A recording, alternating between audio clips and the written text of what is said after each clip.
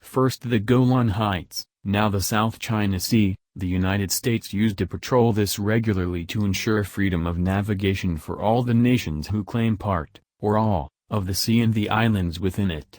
Now it is being reported that it has called its aircraft carriers home and left the competing states to sort it out for themselves, hoping, of course, that they won't. The U.S. has seen what happens to its own country when it gets involved in battles and conflicts it can't win for the sake of principle, removing dictators, protecting democracy by removing democratically elected leaders it doesn't like, etc. Like other countries, it long assumed that if the domestic audience agreed with the principle it would eventually be able to conjure up enough resources, human and material, to win the day, as happened in traditional wars for God and the right cause as it was often expressed. It has now discovered however that when it does not really have the principles it claims it has, it can only work in partnership with allies who know this themselves, and are reluctant to go too far to support it.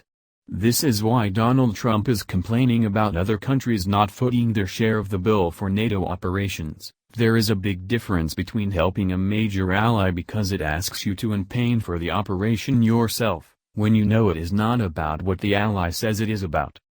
Now the U.S. wants other countries, all of whom claim parts of the South China Sea which are also claimed by somebody else, to have the same problem.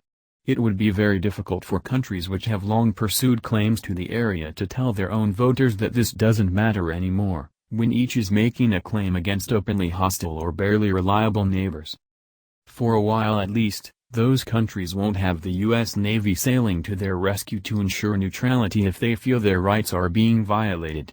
They will have to put their own resources where their mouths are, and get involved in costly imbroglios which will only harden the principles of any defeated or disadvantaged party. Consequently the U.S. withdrawal of its ships can be seen as a passive-aggressive move, creating potential conflict by no longer being around to stop it. This confirms America's view of its importance. But it is also a directly aggressive move aimed at two particular targets, and is yet another example of the U.S. trying to convince an increasingly skeptical world that one evil necessarily leads to another, despite the fact the U.S. itself actually put it there.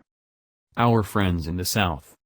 If you look at the map you wonder why the U.S. is regarded as the guarantor of peace in a place so far away.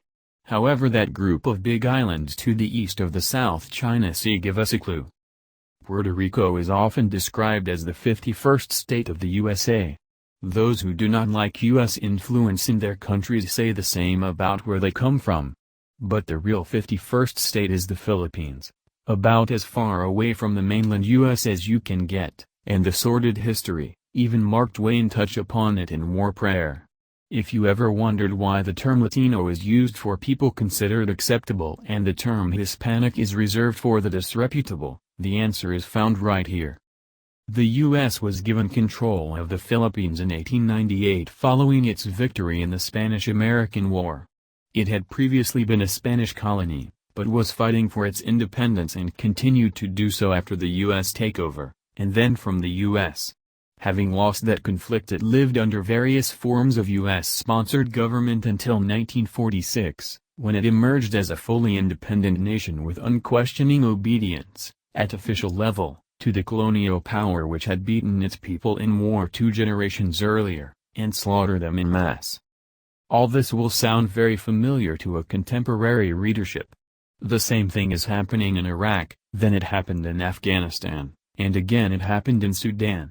First send in the troops to destroy the country, then gradually let it govern itself when it has become U.S. allied and U.S. dependent and you are sure of its loyalty. Exactly what the Soviet Union was always vilified for doing in Eastern Europe, though we now know how much support the U.S. gave to that process. In this respect the Philippines created a blueprint for what the U.S. now does in other countries, following on from what the white European settlers in the American colonies had done to the Native Americans. In another respect too is set a familiar pattern. The quality of the post-U.S. conquest Philippine governments often left much to be desired, and an effective, locally controlled democracy would have ensured that they were removed long before they actually were. Successive presidents were elected on a promise to combat corruption, which demonstrates that none of them was that interested in actually doing this. But they banned the Communist Party, having helped create its southern insurgency by collaborating with the Japanese occupation during World War II and the U.S. conquerors before and after, and took measures against Chinese traders after the Maoist takeover there, despite Chinese resident help in ending the Japanese occupation. As ever, as long as the country remained U.S. allied and U.S. dependent, the welfare of the local population was not a factor in U.S. decision-making. When Ferdinand Marcos declared martial law in 1972 and ruled as one of his era's most notorious and corrupt dictatorships, which was also considered acceptable by the so-called Democratic West. It is known that in his last weeks in power before a genuine popular revolution, one of the few, overthrew him. Marcos was frantically phoning U.S. senators such as Paul Laxalt, described as President Reagan's best friend in Congress, who were trying to persuade their boss to keep him in power, only for Reagan himself to order Marcos to get out while he still could. By allowing the People Power Revolution in 1986, the U.S. established links with ordinary Filipinos, which its previous actions had failed to do. Though there was widespread acceptance of U.S. influence before then, this is not the same as a partnership with the population. Consequently, Philippines governments of the past 30 years have strengthened the alliance with the U.S., whilst at the same time being active players in regional organizations.